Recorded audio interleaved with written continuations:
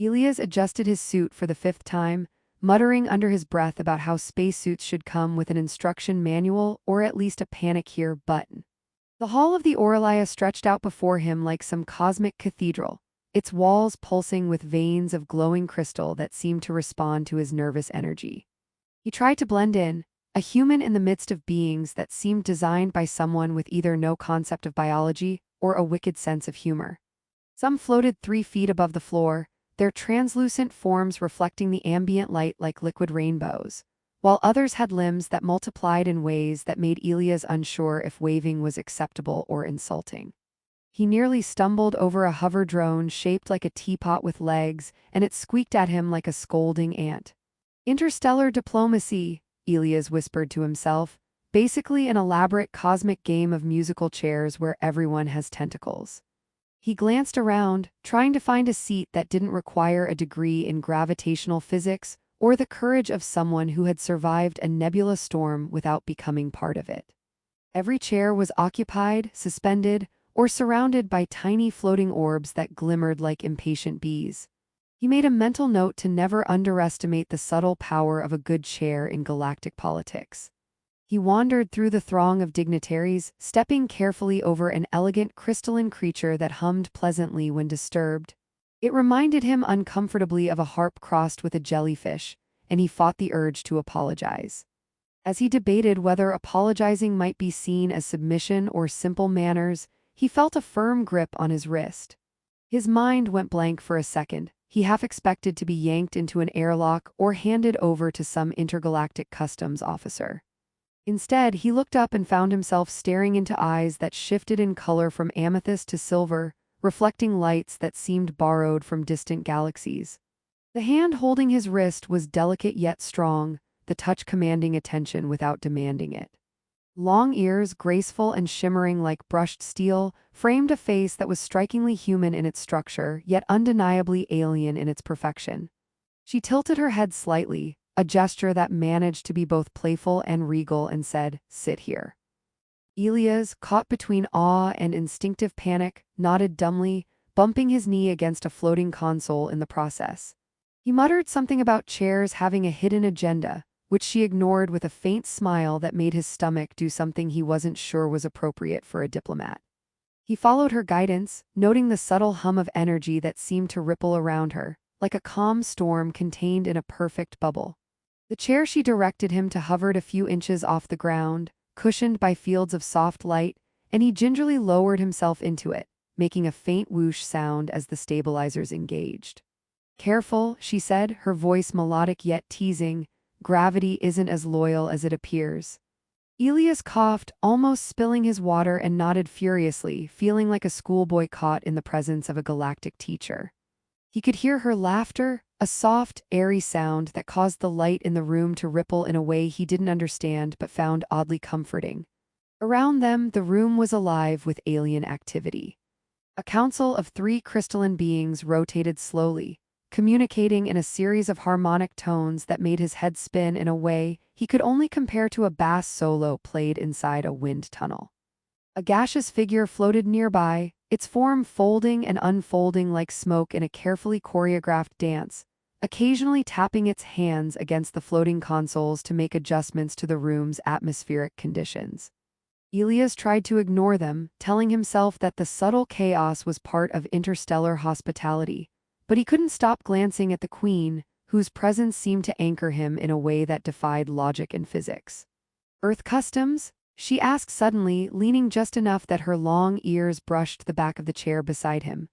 "Do you all really greet each other with handshakes, or are there other ceremonial limbs involved?" Elias blinked, realizing he hadn't introduced himself in any formal sense. Yes, handshakes," he stammered. "Sometimes hugs, high fives are common among younger humans." She raised an eyebrow, a gesture that made his stomach flutter. "High fives, that sounds surprisingly violent for such a small gesture." "I suppose it is," he said, trying not to imagine being squished in a space high five with someone who could possibly exert gravitational forces beyond his comprehension. "But it's supposed to be friendly." "Friendly," she repeated, tapping a long finger against her chin. "Curious, I will have to observe this Earth custom, Perhaps your species is more dangerous than appearances suggest. Elias chuckled nervously. I assure you we're mostly harmless, well, except for caffeine-related incidents. He gestured vaguely at his gravity-adjusted water cup. She tilted her head, amused, and Elias felt an odd mix of triumph and embarrassment. The queen's attention shifted subtly, as if she was testing the waters, observing his reactions with the patience of a star that had witnessed centuries unfold. Her questions wandered from Earth politics to human habits with humorous detours. She asked if humans really spent hours staring at screens for amusement, and when he confirmed it, she gasped dramatically. Such devotion. Do you not fear your brains leaking out through your eyes? Elias laughed, relieved that she was joking and horrified that he was simultaneously fascinated. Hovering orbs buzzed nearby, apparently monitoring the conversation, though Elias couldn't tell if they were security devices or simply ornamental. The queen seemed to ignore them entirely, leaning closer in a way that suggested confidence in her own authority and an almost conspiratorial curiosity in him. He realized that despite the grandeur of the room and the array of exotic dignitaries, this small space beside her chair had become a universe in itself, one filled with subtle challenges, humor, and a strange, magnetic intimacy that defied logic. Elias tried to recover some composure, adjusting his posture and attempting what he hoped was a dignified expression. He offered a small joke about gravity chairs being the most sophisticated torture devices he had ever encountered, and the queen's laughter filled the space, causing the floating crystals around them to shimmer more brightly, as if responding to the sound. She tilted her head again and her gaze lingered, playful yet assessing. Elias realized he hadn't felt this exposed, and this alive since the first day he left Earth orbit. As the ceremony continued around them, with beings of every conceivable form exchanging harmonic greetings and subtle gestures of power, Elias remained focused on her. Each question, each glance, carried weight beyond the conversation itself. He knew he was not just a guest or a human curiosity. He was in a space of genuine interaction, where humor, wit, and the smallest gestures could bridge worlds. He tried not to fidget, though the gravity chair made every shift a small adventure in itself. Hours passed in what felt like moments. The queen's questions grew more pointed, yet never harsh. Her humor threaded through every inquiry, disarming and teasing in equal measure. Elias found himself laughing at jokes he barely understood, improvising answers to questions that seemed to balance diplomacy with playful testing. He realized that what started as a simple invitation to sit had become a delicate dance of intellect, humor, and subtle attraction. An intricate exploration of boundaries without rules, conducted at a speed that was entirely human yet somehow entirely alien. By the time the first official announcements were made, Elias felt an unexpected sense of calm. He had survived the ceremonial chaos, navigated the labyrinth of alien social cues, and most importantly, found himself sitting beside a being who seemed capable of reading both his nerves and his humor with equal skill. The hand that had first guided him to the chair remained just within reach, a reminder that some gestures carried meaning far beyond their simplicity. He sipped his water carefully, smiling at the absurdity and brilliance of it all, aware that whatever this was, it had only just begun. Elias found himself still sitting beside the queen long after the formalities should have ended. The hall, with its humming walls of light and floating crystal consoles, had become a theater of whispers, glances, and occasional bursts of alien laughter. He adjusted the gravity field around his chair, trying to appear relaxed while secretly hoping no one noticed the subtle wobble that made him feel like a marionette. The queen watched him with an expression that was part amusement, part assessment, as if she were cataloging every small reaction for reasons he could only guess. "Tell me," she said, leaning slightly so that the shimmer along her long ears caught the ambient light in a dazzling display, "do humans often get lost in their own ceremonies?" Elias swallowed hard. "I'd like to say no," he replied, "but yes, often, especially when the Daker has a slight chance of hypnotizing you." The queen raised an eyebrow, a gesture that reminded him simultaneously of a bow and a challenge. "Hypnosis, Perhaps this explains the persistence of your species in cosmic politics despite your apparent fragility." Elias laughed, imagining humans swaying like leaves in the magnetic storms of interstellar councils. He noticed the subtle differences in the queen's presence. When she shifted her weight, the energy field around her changed tone, producing a faint resonance that Elias suspected could influence mood if one were attuned. It was disorienting and oddly comforting, like the hum of a distant planet's ionosphere wrapped around a melody of laughter. He decided it was better to focus on conversation than physics, although he made a mental note to request a field manual on alien aura interactions for future reference. The Queen asked about Earth customs again, her tone teasing, as if daring him to say something that would shock her.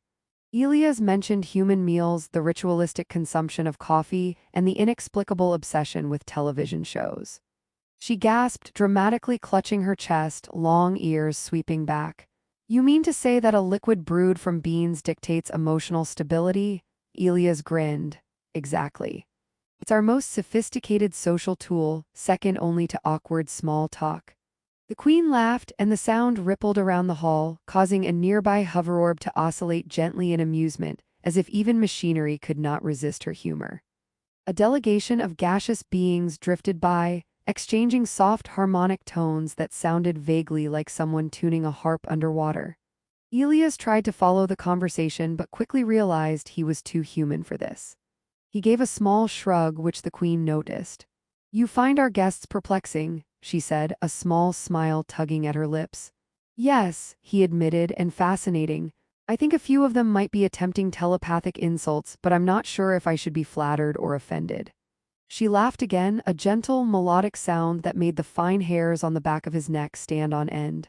"You would survive," she said, "if you continue to maintain your humor. Humor is a curious survival tactic. I should try it more often, though it is less reliable with my counsel." Elias, emboldened, leaned slightly closer and commented, "Perhaps I could give a demonstration. Humans specialize in subtle mockery." The Queen tilted her head, long ears brushing the edge of his gravity-adjusted chair.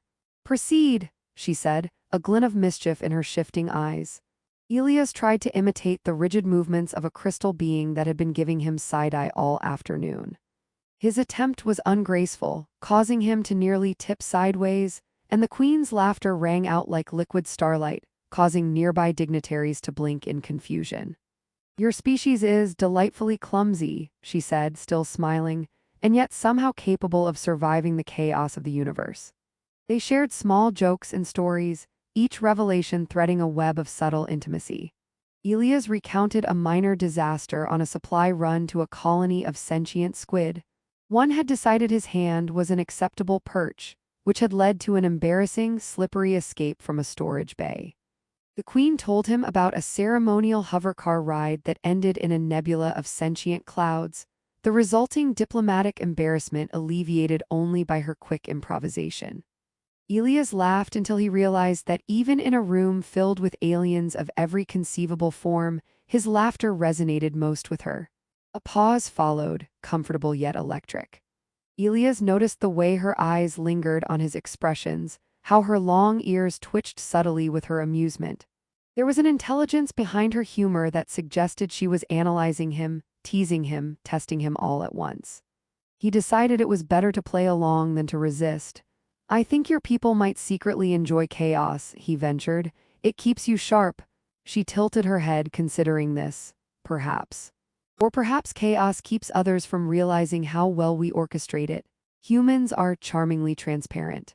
As the afternoon drifted toward evening cycles, the hall's lighting subtly changed, bathing the room in shifting hues of violet and teal. Elias felt himself relaxing, the initial dread of alien diplomacy fading into something else: curiosity, amusement, and the faint stirring of something more. He realized that this was the first time he had felt both completely exposed and strangely at home in an alien environment.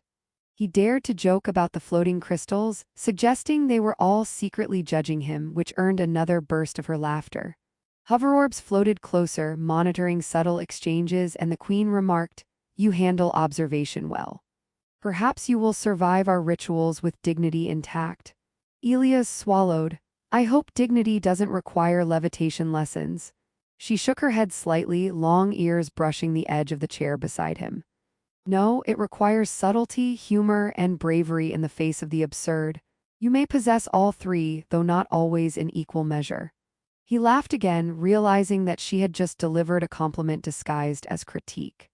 Their conversation wandered from protocol to philosophy, from small jokes about gravity mishaps to debates over the nature of interstellar alliances. Elias found himself explaining why humans found joy in unpredictability, while she recounted the long, patient lives of her people and their fascination with fleeting human impulsiveness. He noted that humor acted as a bridge, disarming the intricate formalities of the hall and allowing moments of genuine connection.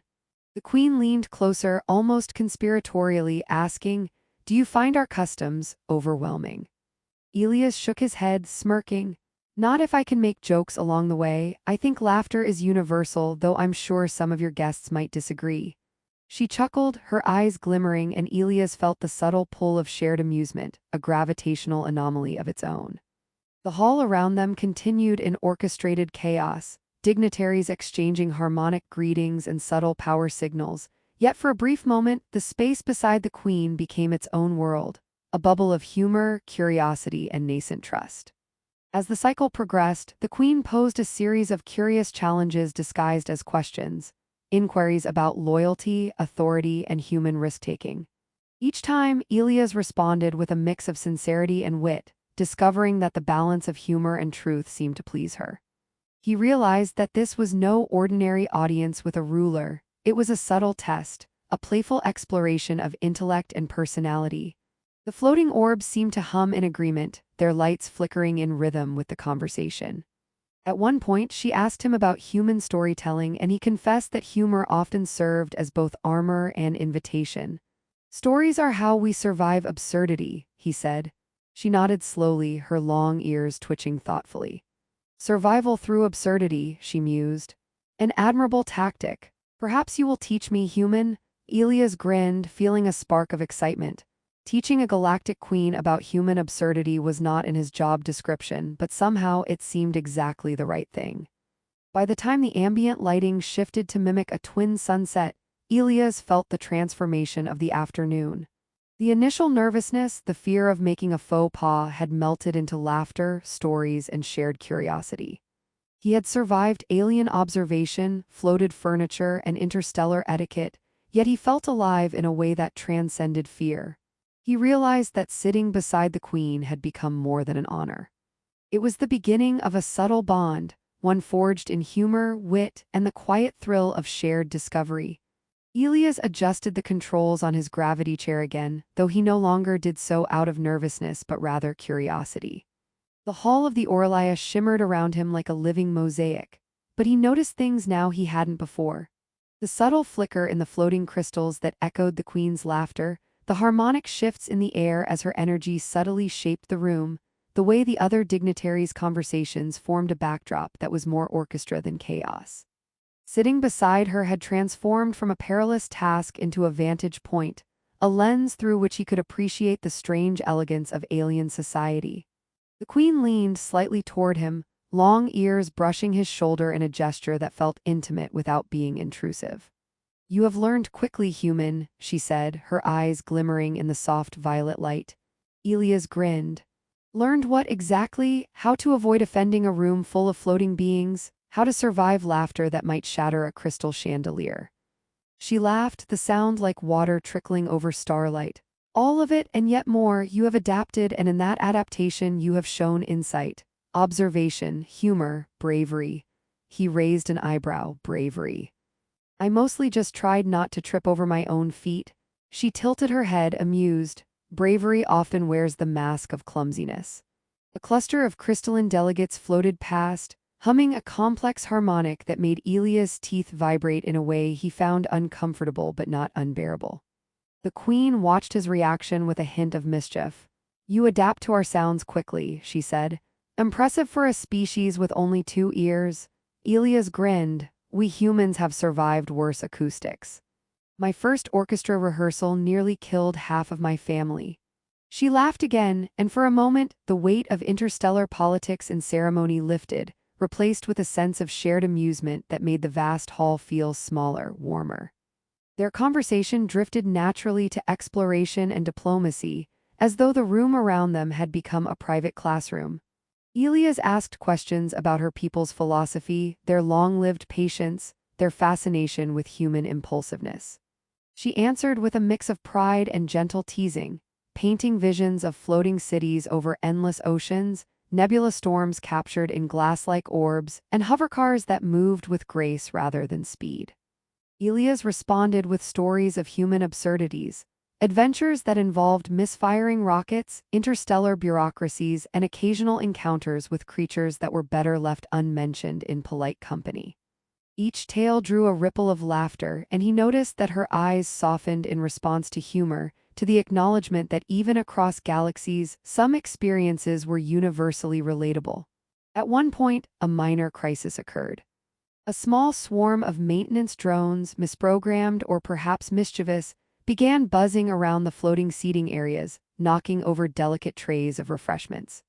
Other dignitaries tensed, ready to intervene with protocol and reprimand, but the queen waved her hand and said, "Let them be, even chaos has its place." Elias, seizing the moment, made a quip about humans being equally clumsy, and she laughed, clearly enjoying the parallel. Together they watched as the drones, harmless but persistent, carried trays of glowing liquid and hovering pastries, creating a moment of unintended spectacle that had the room buzzing with amusement rather than irritation. As the cycle of the ceremony progressed, the queen asked him more personal questions, probing his values, his courage, and his sense of empathy. Elias answered with a mixture of honesty and humor, revealing small truths about his life on Earth, his dreams, and the subtle insecurities that came with representing humanity in a room of gods and aliens. She listened, her long ears twitching in ways that conveyed attention and amusement, and her responses were a combination of insight, challenge, and playful teasing. "Your species is fragile," she remarked at one point, "and yet remarkably resilient. Humor may be your secret weapon." By the time the ambient lighting shifted to a serene twilight hue, Elias realized he had undergone a transformation. What began as apprehension and fear had turned into confidence tempered with humility, curiosity strengthened by respect, and courage woven with levity. Sitting beside the queen, he understood that diplomacy was less about rigid protocol and more about connection, observation, and the subtle art of making laughter travel across species. The queen leaned closer again, this time with a gravity of intent that made him sit straighter. "Elias," she said, "you have shown that a human can hold their own in ways I did not anticipate, not only in wit but in understanding. You have bridged worlds not through power, but through presence, observation, and the audacity to be yourself." Elias swallowed, touched by the weight of her words. "I never expected a simple seat beside a queen to be so transformative," he admitted. She smiled, long ears brushing the light field around his chair. "Transformation often begins in the smallest gestures," she replied. The ceremony drew to a close with the dignitaries offering respectful nods, harmonic signals, and subtle shifts in posture that marked their acknowledgement of Elias' presence beside her. He realized he had been accepted, not simply tolerated, a human granted a rare place in an alien world not through force or negotiation, but through subtle interplay of humor, courage, and curiosity. The queen rose, her stature commanding yet unburdened, and Elias followed suit. She gestured to the hall around them. "You have observed, adapted, and survived. But remember this, human, the universe is not merely to be endured. It is to be explored, laughed with, and occasionally flustered. Carry that lesson." Elias nodded, feeling the weight of her expectations and the thrill of newfound possibility. "I will try," he said, "though I suspect flustering may be my strongest suit." She laughed, and the sound carried across the hall, dissolving the last traces of tension, leaving only a sense of warmth, connection, and cosmic absurdity.